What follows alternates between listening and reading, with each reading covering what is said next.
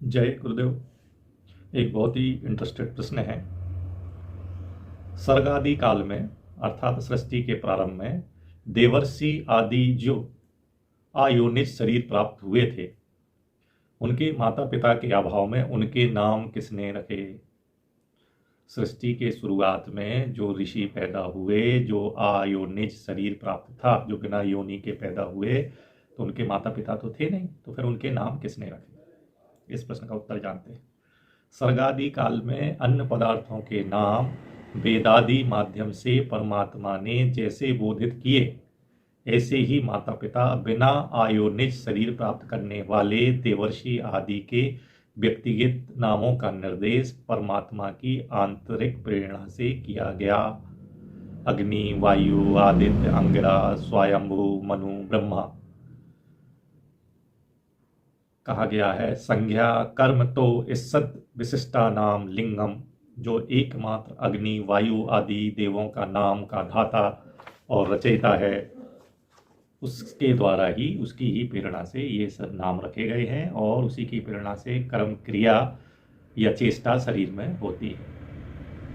पहले आत्मा में कर्म करने की इच्छा होती है, फिर इच्छा के अनुकूल प्रयत्न उत्पन्न कर चरितार्थ हो जाती है।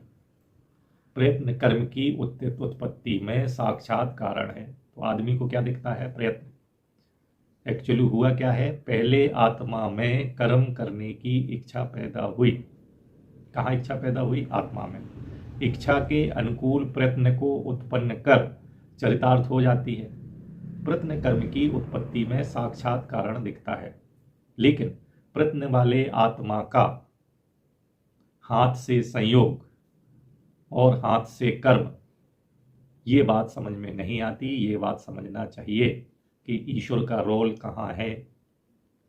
आप समझें, फिर से अपन रिपीट करते हैं। इच्छा के अनुकूल या पहले आत्मा में कर्म करने की इच्छा पैदा होती है।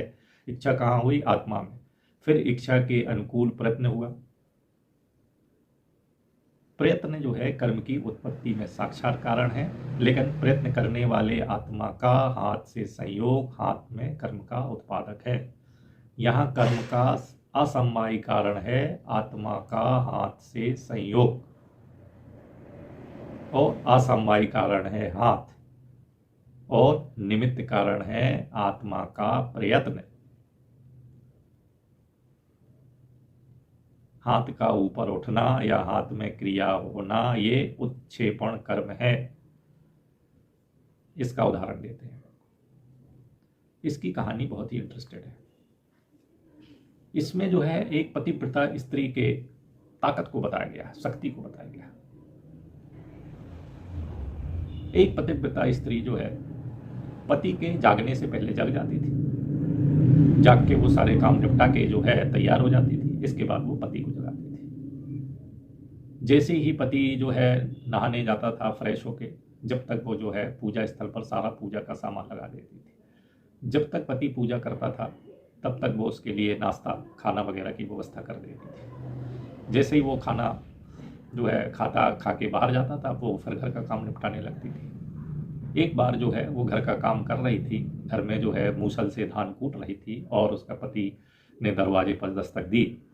तो उसने जो है मूसल ऊपर उठाया हुआ था, और मूसल को ऊपर उठा के वहीं छोड़ दिया, और पति की आवाज़ से पतिव्रता स्त्री दौड़ के दरवाज़ा खोल के आई, और आके जो है फिर मूसल वैसा ही उठा रहा, और आके फिर मूसल पकड़ के वो काम करने लगी।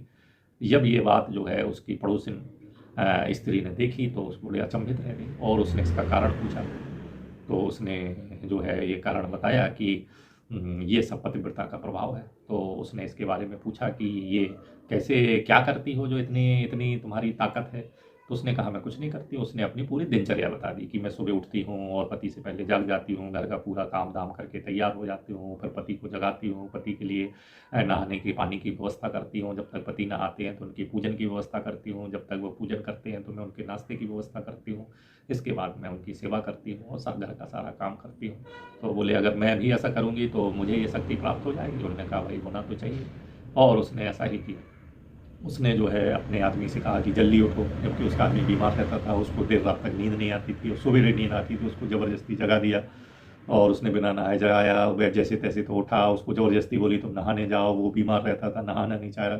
कुल मिला के इस कहानी का जो है संयोग ये है कि वो उसने ज़बरदस्ती उसको नहलाया, ज़बरदस्ती पूजा कराई, ज़बरदस्ती नाश्ता कराया, जबकि उसको उतने टाइम भूख नहीं लगती थी, ज़बरदस्ती बाहर भेजा और फिर बोला तुम लौट के आओ। और उसने वैसा ही मूसल से धान कूटने लगी और ऊपर मूसल करके जो है और उसने कहा जो आवाज़ पे मैं जो है वो ने सोचा कि मैं भी मूसल छोड़ के जाऊंगी, मूसल, और जैसे ही मूसल छोड़ के उठी उसी के सर पे मूसल कर गया, क्योंकि वो पतिव्रता नहीं थी। तो किसी के जो है नकल करने से कुछ नहीं होता है, अपनी जो है कर्मों से वो शक्ति पैदा करना पड़ती है। तो ये जो है यहाँ पर इस वीडियो में इस कहानी का उद्देश्य ये है कि पहले जो है हमारी इच्छा होती है, इच्छा जो है हमारी आत्मा में होती है और परमात्मा की प्रेरणा से होती है, तो ये भी निमित्त कारण बनते हैं। इच्छा के बाद जो है फिर जो है कर्म होता है, इच्छानुसार कर्म होता है, उनके लिए प्रयत्न होता है। तो कहते हैं कि यदि यही उदाहरण ले लें और मूसल वाला, तो पहले हमारी इच्छा हुई, तो फिर हमारी इच्छा के अनुसार हमारे हाथ ने मूसल को पकड़ा, तो हमारी इच्छा जो है वो निमित्त कारण हो, और फिर हाथ से मूसल पकड़ना ये असमवायी कारण हो गया। हाथ हमारा समवायी कारण है, आत्मा का प्रयत्न ये निमित्त कारण है, और मूसल को हाथ से ऊपर उठाना ये कर्म है ना। और नीचे जो है ऊपर उठाना, फिर उखली में फेंकना, मतलब धान को कूटना, ये चलता रहता है। तो ये जो है बहुत बार बार चलता रहता है। हाथ ऊपर जाता है मूसल को लेके, फिर हाथ नीचे जाता है, ऊपर आता है, नीचे आता है, और इतनी तेज़ी से और इतनी जल्दी से होता है कि जो है अभिघात, जब मूसल नीचे पटकते हैं तो पटकने से नीचे के बल के कारण मूसल अपने आप ऊपर उछलता है। फिर पता चलता है कि हमको वो हाथ से ताकत नहीं लगाना पड़ती, हमने हाथ से पटका और मूसल ऊपर वैसे ही उठ जाता है। तो अभिघात और नोदन क्रिया के कारण ये ऊपर उठ जाता है। तो इसका अर्थ है कि मूसल अपने आप भी ऊपर उठकर नीचे गिरने लगता है, ऊपर उठ के नीचे गिरने लगता है। तो यहाँ पर जब लगता है कि कर्ता नहीं है, इसी प्रकार संसार में वैज्ञानिक सोचते हैं कि ये जो क्रिया सब हो रही है, ये जो है पार्टिकल्स या मैटर में हो रही है, इनको कभी किसी ने उत्पन्न नहीं किया। वो यही भूल करते हैं कि वैज्ञानिक लोग जो है सिर्फ गुणों को वो देखते हैं। ये गुण तो किसी द्रव्य में रहते हैं, और द्रव्य में जो है कर्म होता है, गुण और कर्म होते हैं, लेकिन उसके लिए निमित्त कारण की आवश्यकता रहती है। फिर वो करते गुणा गुणेषु वर्तन्ते, फिर वो चलता रहता है, लेकिन शुरुआत की स्थिति के लिए निमित्त कारण की आवश्यकता रहती है। इसलिए जिन्होंने ये कहा है कि ईश्वर नहीं है, वो उन्होंने जल्दीबाजी की है कि ईश्वर नहीं है क्रिया को देख के, तो इसका विपरीत होना चाहिए। जो क्रिया नहीं करता है, जो निष्क्रिय है, जो तटस्थ है, उसको जानना चाहिए। क्योंकि जो अनित्य है, जितने परिवर्तन हो रहे हैं, ये तो कभी उत्पन्न हुए इसलिए परिवर्तन हो रहे हैं। तो परिवर्तन जो है ये अनित्य है ना। तो इसके विपरीत नित्य होना चाहिए। तो नित्य ईश्वर है।